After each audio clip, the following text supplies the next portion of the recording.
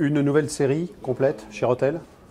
Tout à fait. En remplacement de la série 12, donc la nouvelle série 14, 6 nouveaux éléments, 3 amplificateurs, un lecteur CD et 2 tuners. Donc dans ces amplificateurs, on reprend en fait un peu le principe d'avoir 3 amplificateurs avec 3 puissances différentes. On a un amplificateur A10 qui est donc à 2 x 40 watts. On a l'A12 qui lui passe à 2 x 60 watts avec un DAC intégré. Et enfin l'A14 qui est à 2 x 80 watts, également avec un DAC intégré, mais qui du coup lui passe en DAC AKM, qui est un des plus gros DAC qui se fait actuellement à 768 kHz exactement, en 32 bits. Donc cette petite bestiole, le A14, peut très bien s'associer, et ça c'est le gros avantage des nouveaux Rotel, série 14, il s'associe très bien entre le T14 et le CD14. Le T14 en fait c'est le nouveau tuner qui remplace le T12, mais ce nouveau T14 accepte dorénavant le Play-Fi, qui est donc la lecture en multi-room en haute résolution, 24 bits 96 MHz.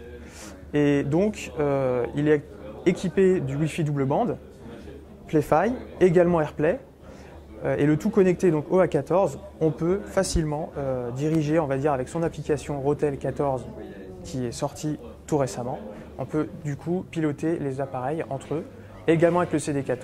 Donc, le CD14 qui remplace le RCD12 précédemment et qui est également donc pilotable. L'A12, lui, c'est 2 x 60 watts, on est sur on va dire un DAC à 24 bits Wolfson 192 kHz.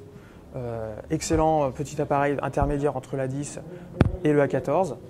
L'A10, on revient un peu sur le classique qui se fait depuis un moment chez Rotel, qui est donc très simple, pas d'écran, du bouton analogique, mais qui marche énormément, et donc du coup on le maintient. Et le T11, qui est un tuner DAB FM, DAB+, FM, et voilà, 30 présélections, classique, mais toujours efficace.